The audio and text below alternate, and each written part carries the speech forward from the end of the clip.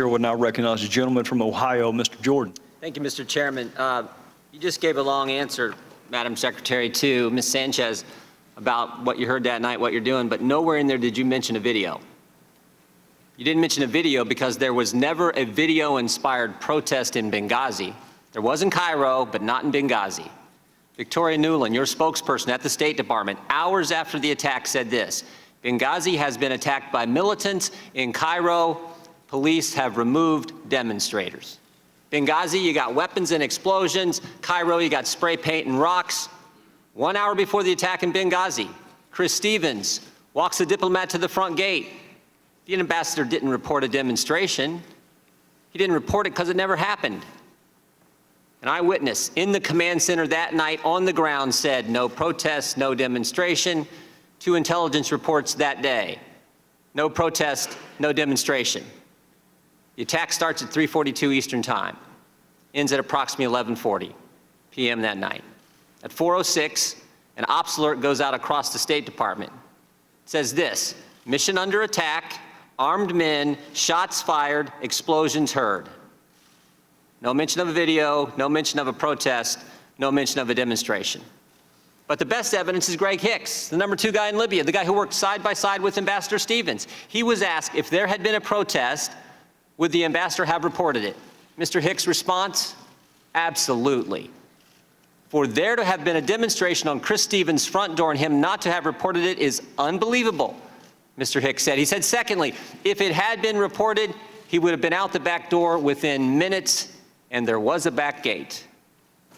Everything points to a terrorist attack. We just heard from Mr. Pompeo about the long history of terrorist incidents, terrorist violence in the country, and yet 5 days later, Susan Rice goes on 5 TV shows, and she says this: Benghazi was a spontaneous reaction as a consequence of a video. A statement we all know is false. But don't take my word for it. Here's what others have said. Rice was off the reservation on 5 networks. White House worried about the politics. Republicans didn't make those statements. They were made by the people who work for you in the Near Eastern Affairs Bureau, the actual experts on Libya in the State Department. So, if there's no evidence for a video-inspired protest, then where'd the false narrative start? Started with you, Madam Secretary. At 10:08, on the night of the attack, you released this statement: some have sought to justify the vicious behavior as a response to inflammatory material posted on the internet. At 10:08, with no evidence, at 10:08, before the attack is over, at 10:08, when Tyrone Woods and Glenn Doherty are still on the roof of the annex fighting for their lives, the official statement of the State Department blames a video. Why? During the day on September 11th, as you did mention, Congressman, there was a very large protest against our embassy in Cairo. Protesters breached the walls. They tore down the American flag. And it was of grave concern to us because the inflammatory video had been shown on Egyptian television, which has a broader reach than just inside Egypt. And if you look at what I said, I referred to the video that night in a very specific way. I said, some have sought to justify the attack because of the video. I used those words deliberately, not to ascribe a motive to every attacker, but as a warning to those across the region that there was no justification for further attacks. And in fact, during the course of that week, we had many attacks that were all about the video. We had people breaching the walls of our embassies in Tunis and Khartoum. We had people, thankfully not Americans, dying at protests, but that's what was going on, Congressman. Secretary Clinton, I appreciate most of those attacks were after the attack on the facility in Benghazi. You mentioned Cairo. It was interesting what else Ms. Nuland said that day. She said, if pressed by the press, if there's a connection between Cairo and Benghazi, she said this: there's no connection between the two. So here's what troubles me. Your experts knew the truth. Your spokesperson knew the truth. Greg Hicks knew the truth. But what troubles me more is I think you knew the truth. I want to show you a few things here. You're looking at an email you sent to your family. Here's what you said. At 11 o'clock that night, approximately 1 hour after you told the American people it was a video, you say to your family, 2 officers were killed today in Benghazi by an al-Qaeda-like group. You tell the American people one thing, you tell your family an entirely different story. Also, on the night of the attack, you had a call with the president of Libya. Here's what you said to him. Ansar al-Sharia is claiming responsibility. It's interesting, Mr. Katala, one of the guys arrested and charged, actually belonged to that group. And finally, and most significantly, the next day, within 24 hours, you had a conversation with the Egyptian Prime Minister.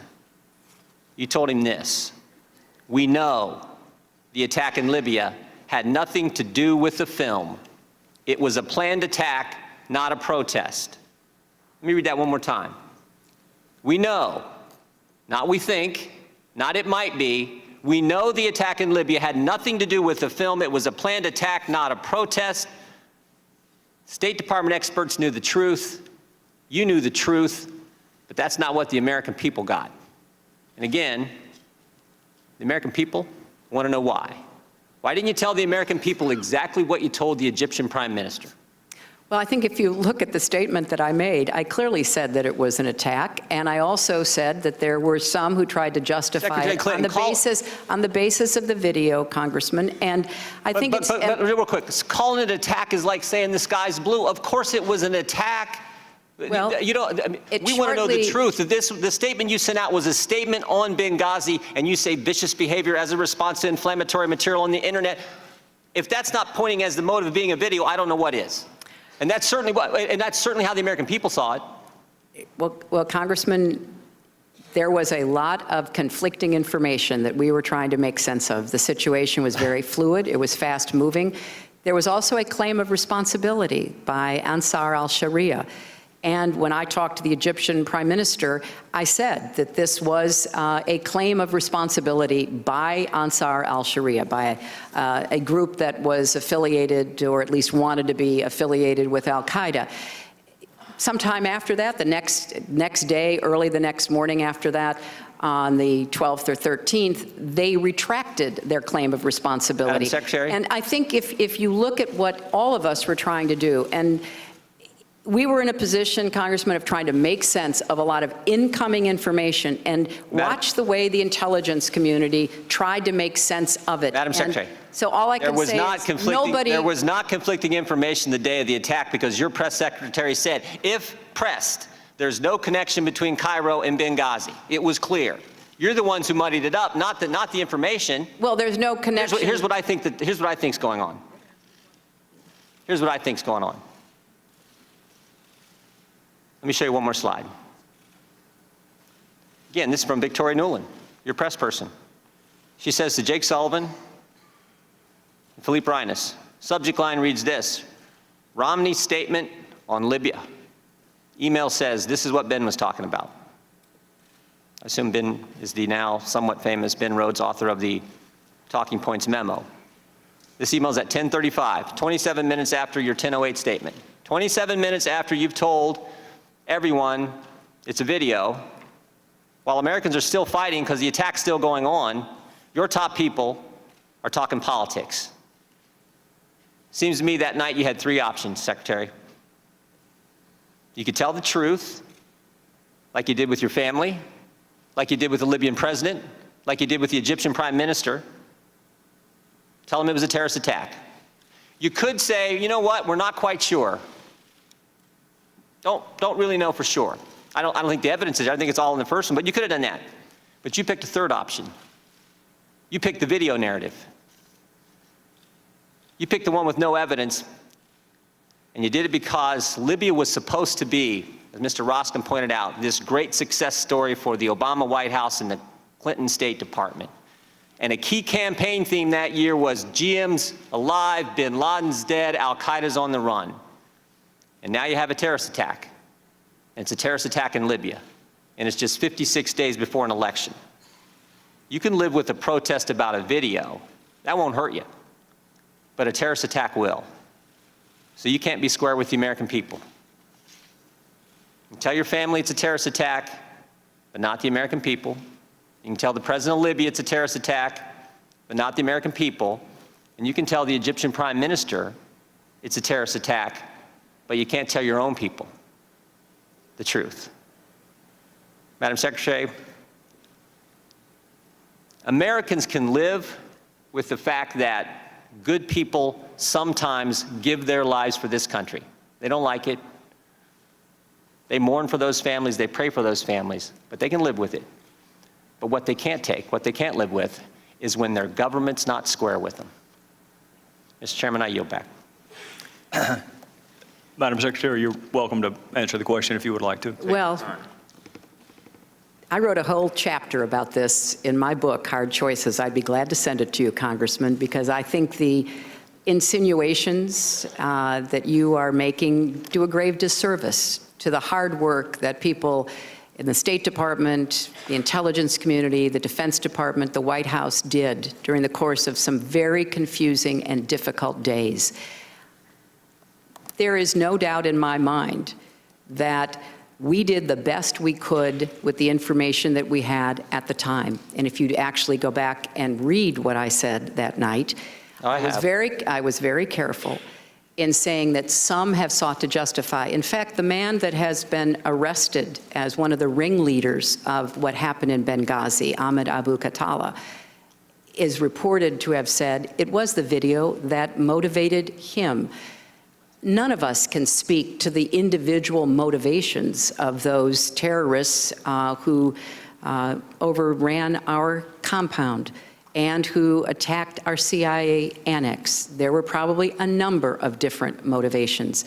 I think the intelligence community, which took the lead on trying to sort this out, as they should have, went through a series of interpretations and analysis. And we were all guided by that. We were not making up the intelligence. We were trying to get it, make sense of it, and then to share it. When I was speaking to the Egyptian prime minister, or in the other two examples you showed, we had been told by Ansar al-Sharia that they took credit for it. It wasn't until about 24 or more hours later that they retracted taking credit for Secretary it. Clinton? We also knew, Congressman, because my responsibility was for what was happening throughout the region. I needed to be talking about the video because I needed to be putting other governments and other people on notice that we were not going to let them get away with attacking us as they did in Tunis, as they did in Khartoum. And in Tunis, there were thousands of demonstrators who were there only because of the video, breaching the walls of our embassy, burning down the American school. I was calling everybody in the Tunisian government I could get, and finally President Marzouki sent his presidential guard to break it up. There were example after example. That's what I was trying to do during those very desperate and difficult hours. If I could, Mr. Chairman, Secretary Clinton, you said my insinuation. I'm not insinuating anything. I'm reading what you said. Plain language. We know the attack in Libya had nothing to do with the film.